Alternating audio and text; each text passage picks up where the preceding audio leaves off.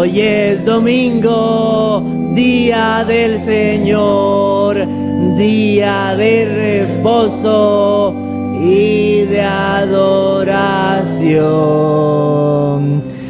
Pueden sentarse, los niños menores y mayores pueden pasar a la clase, y los que están recibiendo la clase de doctrina de la iglesia pueden pasar con el pastor Alexander.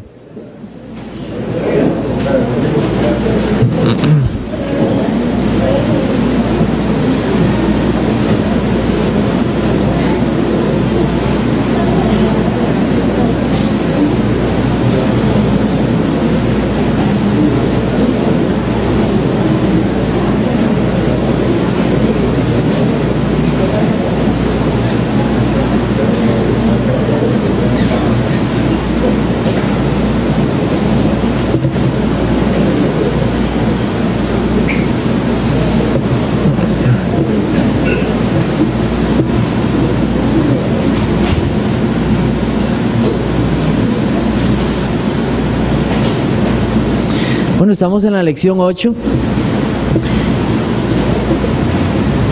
y hoy, después de analizar y considerar la tarea, entraremos a un tema que para muchos es de controversia y será necesario, y todo estudio de escatología debe considerar este tema, y vamos a considerar el milenio a partir de este domingo. Pero primero haremos algunas observaciones antes del libro de Apocalipsis, y ya el próximo domingo entraremos directamente al tema, explicando hasta donde se pueda. Pero hoy vamos entonces a terminar nuestra tarea, que era una tarea un poco larga. Hubiera sido muy fácil contestarla rápidamente, pero es necesario pues considerarla. Entonces, vamos a buscar en nuestras Biblias Romanos capítulo 11. Romanos capítulo 11. Hermanos, dado que para muchos tal vez esto es algo nuevo o no lo han considerado, creo que es importante que leamos el capítulo. Entonces lo voy a leer para ustedes en esta mañana. Digo, pues, ¿ha desechado Dios a su pueblo? En ninguna manera, porque también yo soy israelita, de la descendencia de Abraham, de la tribu de Benjamín. Romanos 11 estoy, ¿verdad? Versículo 2. ¿No ha desechado Dios a su pueblo, al cual desde antes conoció? ¿O no sabéis que dice de Elías la Escritura, como invoca a Dios contra Israel, diciendo: Señor, a tus profetas han dado muerte y a tus altares han derribado, y solo yo he quedado y procuran matarme? Pero, ¿qué dice la divina respuesta? Me he reservado 7,000 hombres que no han doblado la rodilla delante de Baal. Así también aún en este tiempo ha quedado un remanente escogido por gracia. Y si por gracia ya no es por obras, de otra manera la gracia ya no es gracia. Y si por obras ya no es gracia, de otra manera la obra ya no es obra. ¿Qué pues? Lo que buscaba Israel no lo ha alcanzado, pero los escogidos sí lo han alcanzado, y los demás fueron endurecidos. Como está escrito, Dios les dio espíritu de estupor, ojos con que no vean y oídos con que no oigan hasta el día de hoy. Y David dice: se ha vuelto su convite en trampa y en red, en tropezadero y en retribución. Se han oscurecido sus ojos para que no vean, y agóbiales la espada para siempre. Digo, pues, ¿han tropezado los de Israel para que cayesen? En ninguna manera. Pero por su transgresión vino la salvación a los gentiles, para provocarles a celos. Y si su transgresión es la riqueza del mundo, y su defección la riqueza de los gentiles, ¿cuánto más su plena restauración? Porque a vosotros hablo, gentiles, por cuanto yo soy apóstol a los gentiles, honro mi ministerio. Por si en alguna manera pueda provocar a celos a los de mi sangre, y hacer salvos a algunos de ellos. Porque si su exclusión es la reconciliación del mundo, ¿qué será su admisión sino vida de entre los muertos? Si las primicias son santas, también lo es la masa restante, y si la raíz es santa, también lo son las ramas. Pues si algunas de las ramas fueron desgajadas, y tú, siendo olivo silvestre, has sido injertado en lugar de ellas, y has sido hecho partícipe de la raíz y de la rica savia del olivo, no te jactes contra las ramas, y si te jactas, sabe que no sustentas tú a la raíz, sino la raíz a ti. Pues las ramas, dirás, fueron desgajadas para que yo fuese injertado. Bien, por su incredulidad fueron desgajadas, pero tú por la fe estás en pie. No te ensoberbezcas, sino teme. Porque si Dios no perdonó a las ramas naturales, a ti tampoco te perdonará. Mira, pues, la bondad y la severidad de Dios. La severidad ciertamente para con los que cayeron, pero la bondad para contigo, si permaneces en esa bondad, pues de otra manera tú también serás cortado. Y aún ellos, si no permanecieren en incredulidad, serán injertados, pues poderoso es Dios para volverlos a injertar. Porque si tú fuiste cortado del que por naturaleza es olivo silvestre, y contra naturaleza fuiste injertado en el buen olivo, cuánto más estos, que son las ramas naturales, serán injertados en su propio olivo. Porque no quiero, hermanos, que ignoréis este misterio, que para que no seáis arrogantes en cuanto a vosotros mismos, que ha acontecido a Israel endurecimiento en parte, hasta que haya entrado la plenitud de los gentiles, y luego todo Israel será salvo, como está escrito: vendrá de Sión el libertador, que apartará de Jacob la impiedad, y este será mi pacto con ellos cuando yo quite sus pecados. Así que en cuanto al evangelio son enemigos por causa de vosotros, pero en cuanto a la elección son amados por causa de los padres, porque irrevocables son los dones y el llamamiento de Dios. Pues como vosotros también en otro tiempo erais desobedientes a Dios, pero ahora habéis alcanzado misericordia por la desobediencia de ellos, así también estos han sido desobedientes para que por la misericordia concedida a vosotros, ellos también alcancen misericordia. Porque Dios sujetó a todos en desobediencia para tener misericordia de todos. Oh, profundidades de las riquezas de la sabiduría y de la ciencia de Dios. Cuán insondables son sus juicios e inescrutables sus caminos. Porque ¿quién entendió la mente del Señor? ¿O quién fue su consejero? ¿O quién le dio al primero para que le fuese recompensado? Porque de Él, y por Él, y para Él son todas las cosas. A Él sea la gloria por los siglos. Amén. Entonces, ¿qué significa? Y luego todo Israel será salvo, en Romanos 11:26. Ahí tengo varias versiones del pasaje 11, versículos 25 y 26. Primero la versión Reina Valera. Ahí en negrita está la palabra arrogantes, plenitud de los gentiles. En la versión de las Américas, sabios en su propia opinión, podríamos sustituirlo por arrogantes. Plenitud de los gentiles se vuelve a nombrar igual. En una versión internacional se vuelve a mencionar la palabra misterio, presuntuosos, y esa palabra plenitud es hasta que haya entrado la totalidad de los gentiles, para que ustedes lo entiendan de una mejor manera. Entonces, vamos a considerar entonces un poquito de lo que está pasando aquí en Romanos capítulo 11. Entonces, a partir del capítulo 8, Pablo, el apóstol, está hablando de la elección y la reprobación, de la elección para salvación y de la reprobación para perdición. Entonces, a partir del capítulo 8, él viene trayendo este tema. Y en el capítulo 11, bueno, podemos ver el capítulo 10, versículo 29 al final, dice: y como antes dijo Isaías, si el Señor de los ejércitos no nos hubiera dejado descendencia, como Sodoma habríamos venido a ser, y a Gomorra seríamos semejantes. Entonces, el apóstol Pablo está diciendo, bueno, terminando esto, ¿y ahora qué de Israel? ¿Qué del pueblo de Israel? ¿Qué pasará con ellos? ¿Qué pasará con este pueblo de Israel que ellos han desechado, han rechazado el evangelio de nuestro Señor? Bueno, como ustedes saben, ¿verdad? Los israelitas esperaban a un Salvador, a un rey, y ellos le rechazaron. Hay muchos que piensan y creen que entonces eso va a suceder en el futuro, que entonces, como los israelitas rechazaron al Salvador, entonces el plan de Dios se frustró. Dios no tiene ningún plan frustrado. Sus planes y sus propósitos son eternos. Entonces, como vimos, él inicia con una pregunta acerca de esto. Pero nosotros, al leer este pasaje en capítulo 11, debemos darnos cuenta de algo muy importante. Pablo está hablando de dos Israel ahí. ¿Cómo, hermano? ¿Dos Israel? Sí, dos Israel está hablando. Vamos a ver el versículo 3.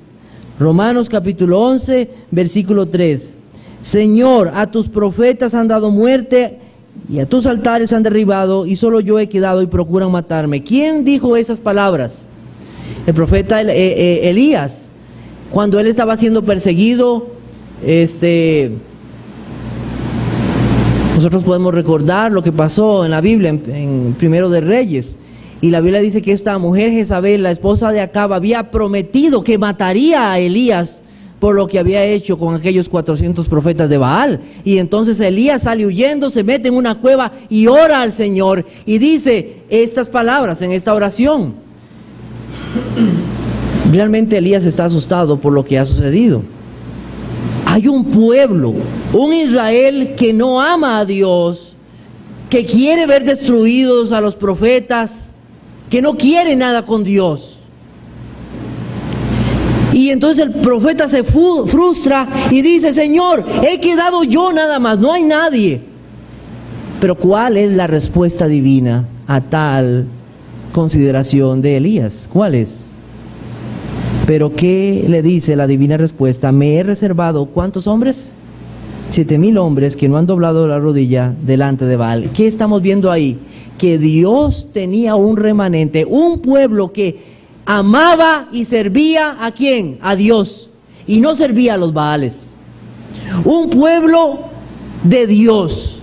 Había un Israel, pueblo físico, que no amaba a Dios. Pero había un Israel verdadero, una etnia verdadera. Esos de la promesa, esos que verdaderamente esperaban un Salvador, que no habían doblado la rodilla ante Baal. Y Dios se los ha reservado, Dios ha hecho esto. Entonces aquí nosotros vemos dos Israel, uno físico y uno espiritual. Ese pueblo, ese Israel espiritual, ¿por qué ha sido salvo? ¿Cuál es la forma en que ellos han sido salvos? ¿Cuál es la forma? Versículo 6. ¿Cuál es la forma? Ellos han sido salvos ¿por qué? Por gracia. Amén.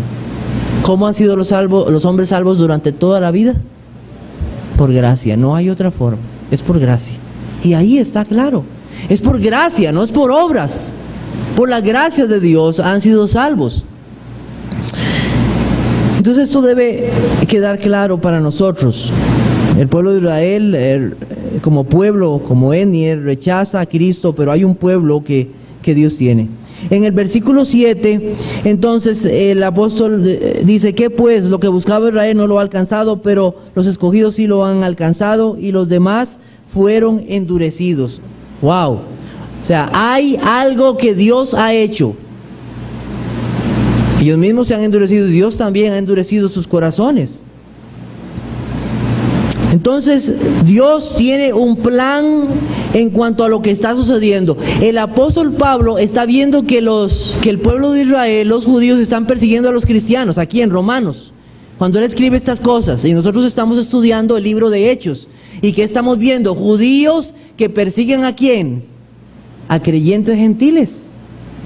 Los están persiguiendo. El que es el pueblo de Dios persiguiendo a aquellos que ahora aman al Señor. ¿Cómo es esto? Y Pablo está diciendo: mire, hay un endurecimiento que Dios ha puesto en este Israel en este momento. ¿Cuál es la razón de este endurecimiento? ¿Para qué se está dando este endurecimiento? ¿Alguien puede decirme cuál es la razón de esto? ¿Alguien puede estudiar en lo que y tratar de determinar cuál es la razón de que este endurecimiento a Israel se esté dando?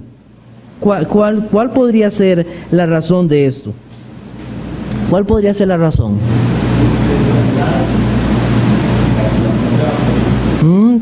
Ok, está bien. Para que los gentiles, para que el pueblo gentil entre en ese reino de Dios. Es necesario que entre. Vean el versículo 11. Digo, pues, ¿ha tropezado los de Israel para que cayesen? En ninguna manera. Pero por su transgresión vino la salvación. ¿A quiénes? a los gentiles para provocarles ¿a qué? A celos. Vean los planes soberanos de Dios. O sea, Dios está provocando a ellos ese endurecimiento para que entonces los gentiles crean en el mensaje del Señor. Esto es humillante para Israel como pueblo. Es decir, ¿cómo? Ellos que nunca tuvieron las promesas, ese pueblo que no tenían la palabra de Dios, ahora ellos van a ser el pueblo de Dios. Entonces Pablo dice, bueno, que sea así para que les provoque a celos, para que se den cuenta de su condición espiritual y entonces que lleguen al Evangelio. Entonces, a partir del versículo 14, el apóstol Pablo da una analogía de una planta, de un olivo, para explicar qué es lo que está sucediendo. ¿Qué es lo que está sucediendo? Esa analogía. En esa analogía nosotros vemos que hay un pueblo, el de la promesa. Y en ellos están incluidos todos aquellos que fueron los creyentes del Antiguo Testamento, el pueblo israelita, creyente, hombres como quienes, Abraham, Isaac, Jacob, y todos ellos, aún aquellos que estos se mencionan en la Biblia, esos 7,000, podríamos decir, todo ese pueblo de Dios que ha creído, israelita, durante mucho tiempo, a ellos fueron dadas las promesas, un olivo. Pero entonces el Señor está dándonos a entender aquí a través de esta enseñanza que hay un endurecimiento, es quitado y es alejado ese pueblo de Israel, ese endurecimiento, para que entre entonces ese pueblo gentil, y nos habla de una rama que es injertada en el olivo, para que entonces exista ¿cuántos pueblos? ¿Uno o dos? Un solo pueblo, judíos creyentes y gentiles creyentes, no dos pueblos, sino un solo pueblo. Entonces, a través de una analogía que el apóstol Pablo está dando aquí hasta el versículo 24, nosotros vemos que él está explicando esa verdad. Un solo pueblo que es el pueblo de Dios, su iglesia. Hemos sido unidos por Dios a su salvación, que reveló primero a Israel, y en un futuro también otros serán agregados. Y esos otros no solamente son gentiles, sino también judíos. Y eso vamos a verlo inmediatamente. Entonces, en el versículo 25, comenzamos a ver que Pablo dice, aquí hay un misterio, porque no quiero, hermanos, que ignoréis este misterio. Bueno, va a decir, bueno, ¿cuál misterio? ¿Qué es un misterio? Recordemos que un misterio es algo que había sido revelado, pero no totalmente, sino solamente una parte. Entonces, ahora es aclarado. El apóstol Pablo quiere que no exista orgullo en los gentiles. Recuerden que está escribiendo a creyentes en Roma. Y dicen, bueno, entonces ahora, como los gentiles están fuera, ahora los judíos están fuera, ahora los gentiles tenemos que estar ya orgullosos, que ya sacaron a los... No, dice, no, ustedes no pueden pensar así. No se envanezcan de tal cosa, no se sientan orgullosos de eso. Quiero hablarles de un misterio, de algo que Dios ha hecho. ¿Y qué es ese misterio en sí? En primer lugar, el endurecimiento del pueblo de Israel. Eso es parte de ese misterio. El rechazo del evangelio por parte de ellos. Pero también una futura inclusión de judíos creyentes y la entrada de los gentiles al evangelio era algo planeado por Dios. Ese endurecimiento. Entonces nosotros vemos en el versículo 25 que dice, porque no quiero, hermanos, que ignoréis este misterio, para que no seáis arrogantes, que es lo que acabamos de hablar, en cuanto a vosotros mismos, que ha acontecido en Israel, ¿qué? El endurecimiento. Eso es parte de eso. Y dice, en parte, hasta que haya entrado la plenitud, ¿de qué? De los gentiles. Muy bien, la palabra plenitud es la palabra en griego pleroma, que significa el número completo de los gentiles escogidos. Eso es lo que significa ahí, el número completo de los gentiles escogidos. Ahora yo quiero hacerles una pregunta. ¿Cuándo estará completo el número de los gentiles? Y cuando hablamos de gentiles, si hay, tal vez hay una persona aquí que no entiende a qué se refiere, todo aquel que no es judío, simple y sencillamente. O sea, nosotros y cualquier otra nación en el mundo. ¿Hasta cuándo se completará el número de los escogidos gentiles salvados por Dios? ¿Hasta cuándo estará completo? De todo lo que hemos estudiado ahora, hasta ahora, de todas estas lecciones de escatología, ¿hasta cuándo? ¿Cuándo estará completo ese número? ¿Hasta cuándo? ¿Dice por allá? Hasta la segunda venida de nuestro Señor. Ese día, hasta cuando venga nuestro Señor Jesucristo, estará completo el número de los escogidos por Dios. Se completará el número de los escogidos por Dios. No habrá más. Ya no habrá más posibilidad de salvación. Estarán completos. Y nosotros podemos ver esto en pasajes como Lucas 17, 26 al 37 o segunda de Pedro 3, 3 al 9. Usted puede apuntarlos y tenerlos para estudiarlos después. Entonces, es importante esto, ¿por qué? Porque esto no sucederá, como dicen los dispensacionalistas, en el milenio. ¿Qué dicen los dispensacionalistas con respecto a esto? Que después de la segunda venida del Señor hay un plan para Israel. Eso lo vamos a ver con detalle más la próxima semana. Pero ellos dicen que hay un plan para Israel y que eso incluye la salvación de todo el pueblo de Israel y que todos se van a volver al Señor. Bueno, si nosotros vemos el versículo 25, yo quiero hacerles una pregunta. La Biblia habla de un endurecimiento en parte y después la palabra que sigue dice hasta. ¿Hasta cuándo va a estar ese endurecimiento? ¿Hasta cuándo va a durar? Hasta que esté completo, ¿qué? El número de los escogidos por Dios, los gentiles. Tengo otra pregunta para ustedes. Yo espero que me puedan seguir con esto, porque a veces es un poco difícil. Este endurecimiento llegará hasta ese momento, hasta la venida de Cristo. Entonces, si yo tengo que ubicarlos en aquel plano de este siglo o el siglo venidero, ¿dónde ubicaría yo este endurecimiento? Este siglo, hasta ese momento, antes. Y ahí entonces,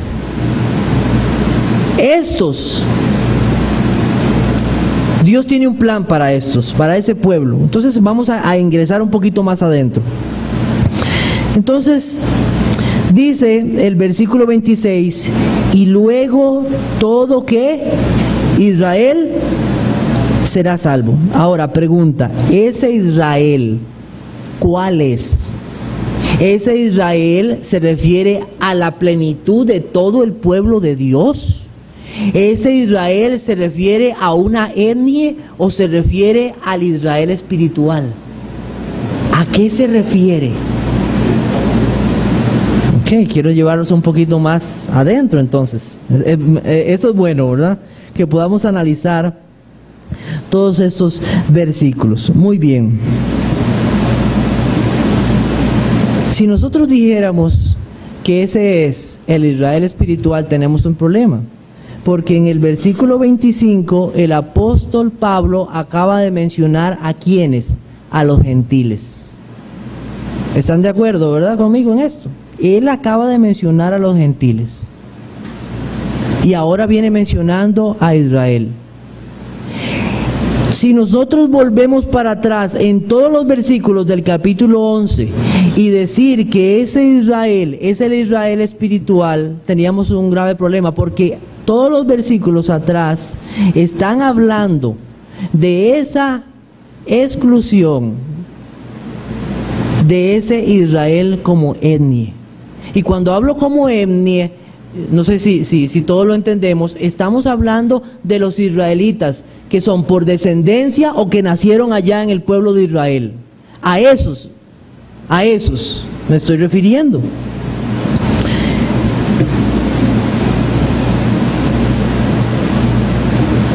Cuando dice, y todo Israel será salvo, también puede ser traducido, y así todo Israel será salvo. Entonces lo primero que quiero establecer con esto es que este versículo no enseña una salvación total de todos los israelitas. No es un Israel físico de que todos los israelitas serán salvos. ¿Qué debemos nosotros tener en mente? En el primer versículo del capítulo 11, Pablo está diciendo, ¿qué va a pasar con el pueblo de Israel? ¿Qué va a pasar con este pueblo de Israel? ¿Ha desechado Dios a su pueblo? Esa es la pregunta inicial.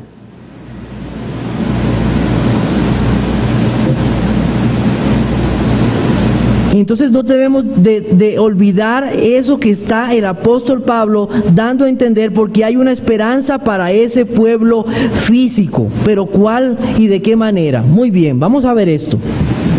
Vamos a ver esto. Vamos a ver el versículo 20. Romanos capítulo 11, versículo 20. Y después vamos a ir viendo paso por paso para ver si ese Israel es verdaderamente un Israel físico como yo les estoy diciendo. ¿Y de cuál Israel se refiere? Muy bien, dice, versículo 20, bien, por su incredulidad fueron desgajados, pero tú, por la fe, estás en pie, no te ensoberbezcas, sino que teme. Versículo 23, y aun ellos, si no permanecieren en incredulidad, ¿serán qué? Injertados. Pues poderoso es Dios para volverlos ¿a qué? ¿Están viendo? Versículo 24 al final. Cuanto más estos, que son las ramas naturales, serán injertados ¿en qué? En su propio olivo. Versículo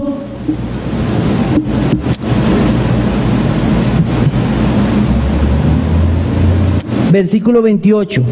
Así que, en cuanto al Evangelio, son enemigos por causa de vosotros, pero en cuanto a la elección, son amados por causa de ¿qué? De los padres. Entonces ahora quiero explicarles qué es lo que está pasando aquí.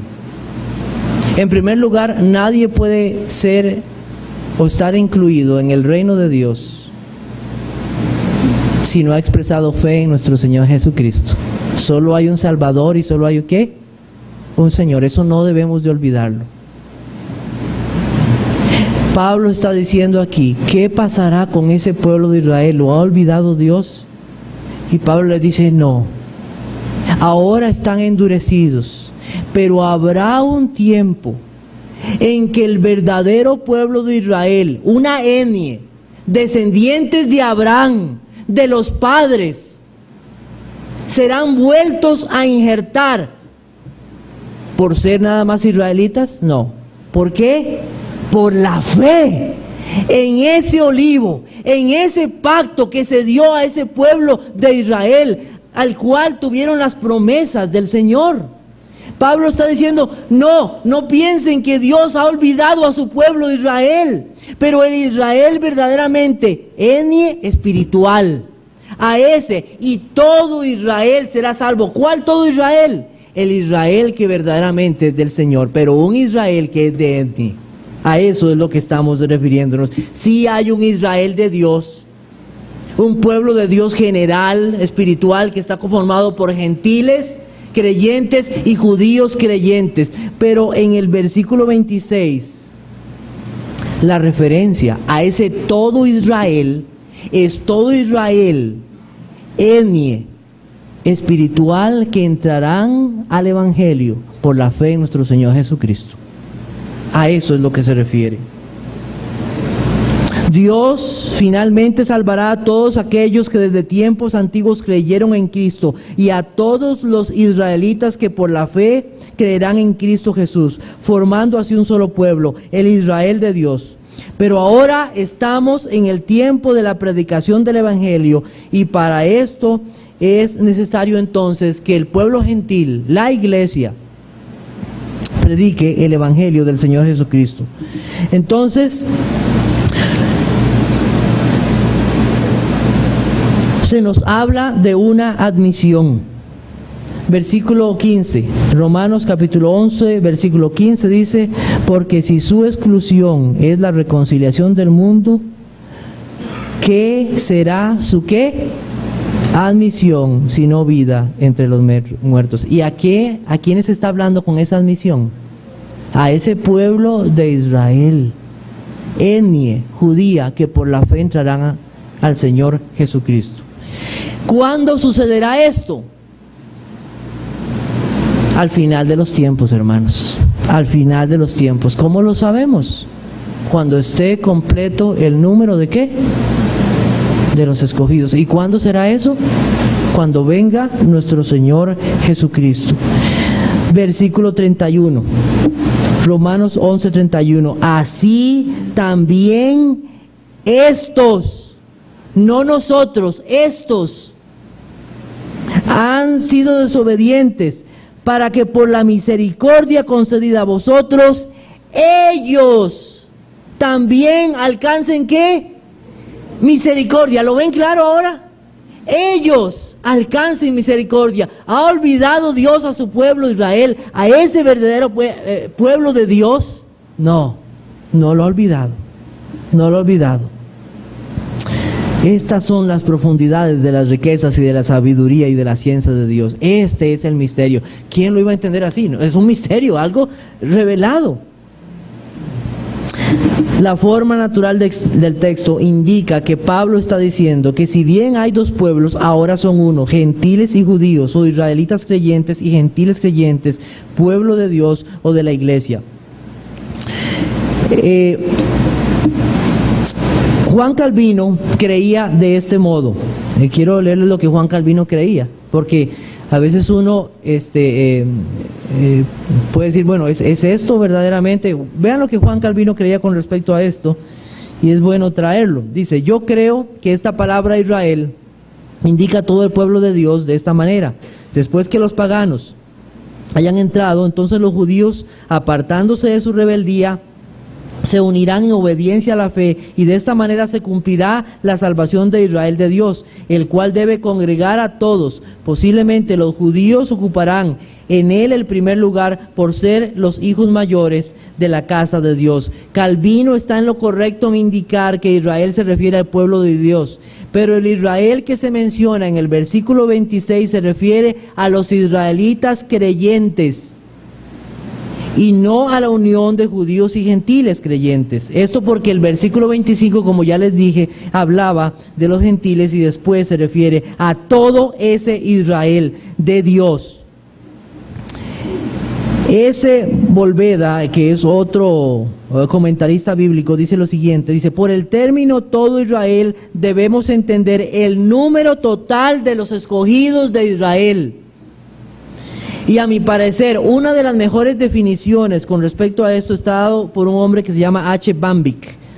En sus tomos de Dogmática Reformada dice lo siguiente: todo Israel no quiere decir el pueblo de Israel destinado a ser convertido en forma colectiva, que es lo que creen los dispensacionalistas y muchos. Tampoco significa la iglesia que consiste de judíos y gentiles unidos, pero sí significa el número total que es recogido de Israel en el transcurso de los siglos. Ese es el todo Israel que será salvo. ¿Queda claro entonces el asunto sobre ese punto? Romanos capítulo 11, versículo 26: y luego todo Israel será salvo, como está escrito: vendrá de Sión el libertador, que apartará de Jacob la impiedad, y este será, ¿qué? Mi pacto. Ese pacto con ellos cuando yo quite sus pecados. Aquí el apóstol Pablo está haciendo una referencia a varios pasajes en el Antiguo Testamento. Se los voy a mencionar, que son Isaías 59, 20, 27, 9, 59, 21 y probablemente Jeremías 31, 31. Nada más para aclarar: y vendrá de Sión el libertador, que apartará de Jacob la impiedad de ellos. ¿Esto sucederá o ya sucedió? ¿Quién es el libertador? Jesucristo. ¿Qué vino a hacer Él? Y llamará su nombre Emmanuel, porque ¿qué? Salvará a su pueblo de sus pecados. ¿Esto sucederá o ya sucedió? Ya sucedió. Pablo está diciendo, la promesa está cumplida. Israelitas creyentes o gentiles creyentes necesitan creer en el Salvador para tener vida. Dice Kistemaker, este pasaje no se refiere a la segunda venida. Dice, Pablo está pensando en la primera venida de Cristo, cuando éste, por medio de su muerte vicaria, estableció las bases del perdón y por consiguiente de la salvación de la plenitud de los gentiles y de todo Israel.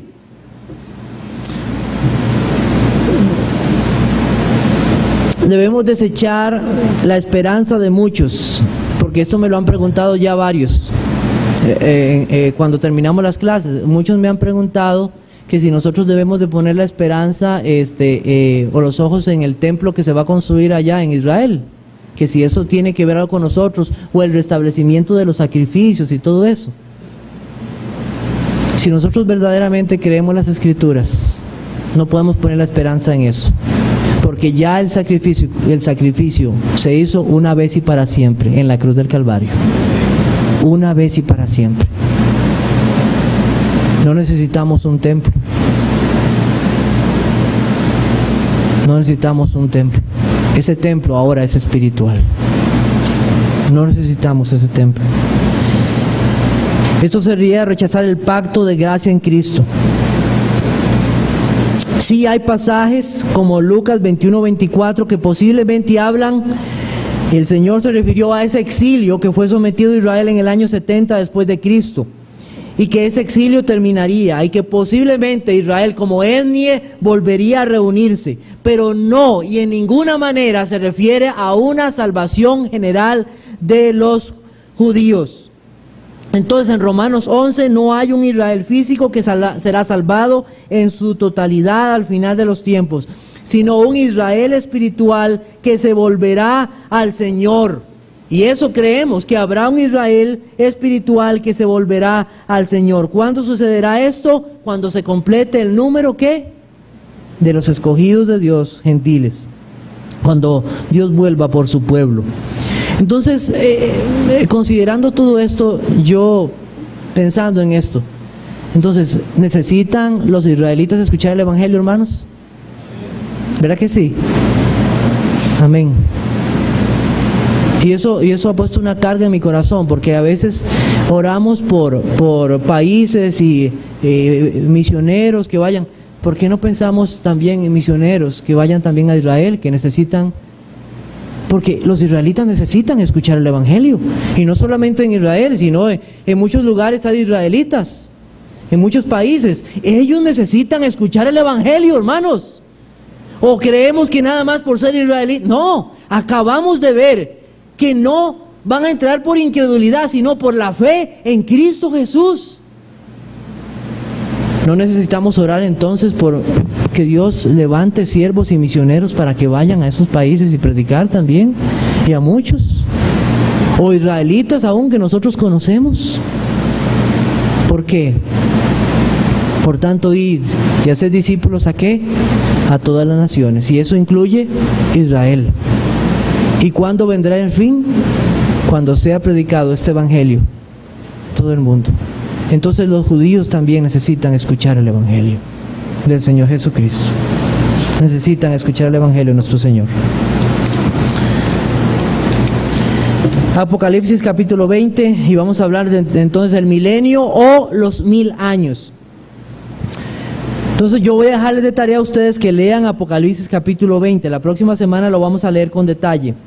Pero antes de nosotros entrar en este tema, que es uno de los pasajes más controversiales que hay en la Biblia con respecto a escatología, debemos establecer unos principios básicos. Y uno de esos principios es la hermenéutica, que es el estudio de la interpretación bíblica. Dice Samuel Waldron lo siguiente: No importa lo correcta que sea la doctrina que uno tenga de la Biblia, si su manera de interpretarla es suficientemente errónea, destruirá completamente ¿la qué? La autoridad bíblica. Segunda de Pedro, capítulo 3, versículo 16. Busquemos un momento. Segunda de Pedro, capítulo 3, versículo 16. Dice, voy a leer del 15, dice, y tened entendido que la paciencia de nuestro Señor es para salvación, como también nuestro amado hermano Pablo, según la sabiduría que le ha sido dada, os ha escrito casi en todas sus epístolas, hablando en ellas de estas cosas, entre las cuales hay algunas difíciles de entender, las cuales los indoctos e inconstantes tuercen, como también las otras escrituras para su propia perdición. Debemos entender que entonces el apóstol Pedro tenía conocimiento y posiblemente en sus manos cartas del apóstol Pablo. Y él dice que algo está pasando con hombres que tuercen las escrituras. ¿Quiénes son ellos? ¿Los qué? Los indoctos y qué? Inconstantes. Sí, hay cosas difíciles de entender, pero ¿qué era lo que estaba pasando? Que había personas que no estudiaban seriamente las escrituras y entonces torcían las escrituras. Y nosotros debemos buscar esa consistencia en las escrituras y ser fieles y serios en la enseñanza y en el estudio de la palabra del Señor. Entonces, ¿qué debemos hacer? Estudiar con diligencia toda la escritura, asistidos por la guía del Espíritu Santo, y ver las verdades bíblicas que están en la Biblia, escudriñando las escrituras, buscando que Dios sea glorificado y su pueblo edificado. ¿Siempre vamos a tener respuesta a todas las interrogantes? No. Eso debe quedar claro desde ahora. Un estudio de hermenéutica no pretende dar respuesta a todas las interrogantes bíblicas, pero está comprometido con un estudio serio de las Escrituras, dando la gloria y la honra al Señor. Entonces vamos a ver algunas reglas fundamentales con respecto a esto. La interpretación gramática histórica. Esto es muy importante. ¿Qué significa esto? Esto significa que la Biblia debe ser interpretada en términos del significado gramatical normal de la lengua, de una manera que tenga sentido a la luz del contexto histórico del pasaje. Entonces, de forma natural, leer el pasaje y entenderlo a la luz de la historia o del momento en que fue escrito ese pasaje, el sentido original de las palabras para el autor y los lectores que recibieron el escrito. Entonces, vamos un momento a Apocalipsis capítulo 20. Apocalipsis capítulo 20.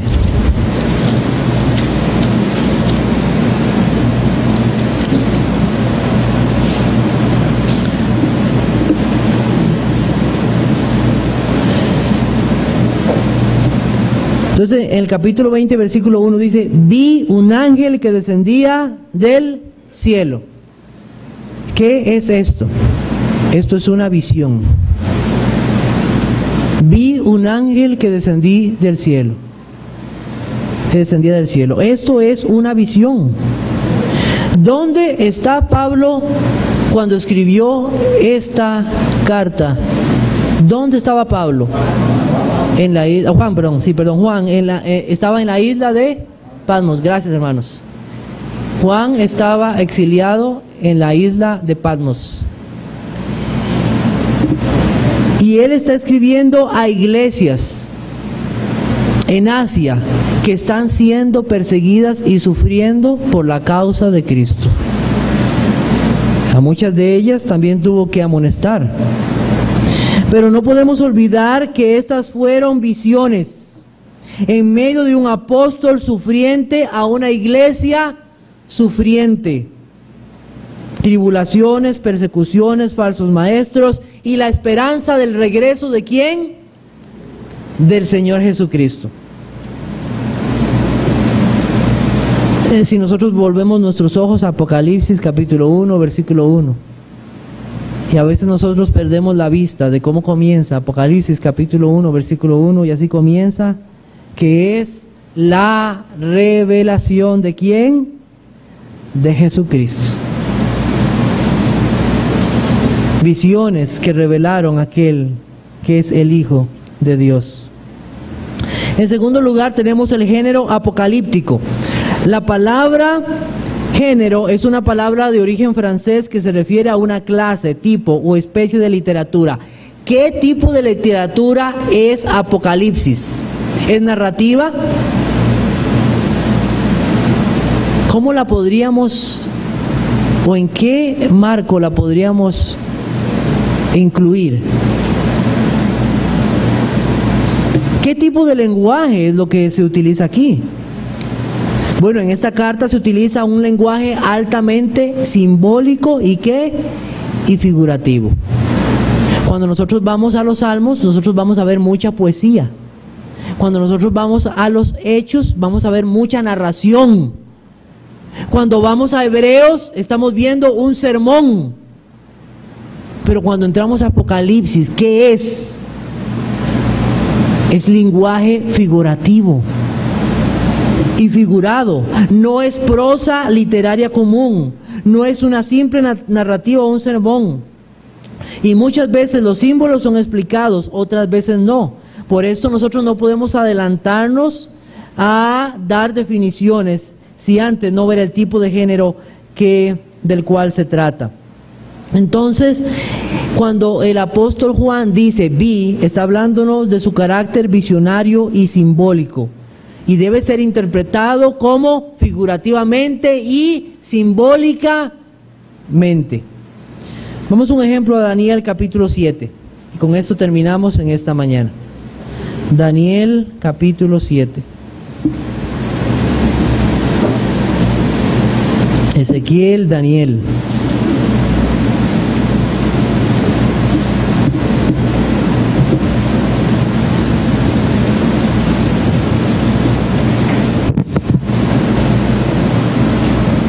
Dice Daniel capítulo 7 versículo 2, Daniel dijo, miraba yo ¿en qué? En mi visión de noche, y he aquí que los 4 vientos del cielo combatían en el gran mar, y 4 bestias grandes diferentes, la una de la otra, subían del mar. Y voy a leer solo el versículo 4.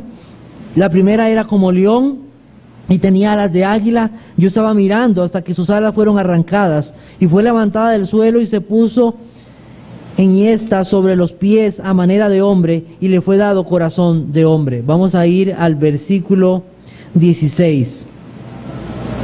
Voy a leer el versículo 15. Se me turbó el espíritu a mí, Daniel, en medio de mi cuerpo, y las visiones de mi cabeza me asombraron. Me acerqué a uno de los que asistían y le pregunté la verdad acerca de todo esto, y me habló y me hizo conocer la interpretación de ¿qué? De las cosas. Entonces las visiones necesitan una ¿qué? Una interpretación, porque si no, no se pueden entender. Son simbólicas. ¿Cómo está escrito el libro de Apocalipsis? Simbólicamente y figurativamente. Entonces los símbolos bíblicos deben ser interpretados, ¿sí?, a la luz del contexto inmediato, del trasfondo y del uso que se le ha dado en el libro. Vamos a dejarlo hasta ahí en esta mañana. Que el Señor les bendiga. Por favor, lean Apocalipsis capítulo 20. Gracias.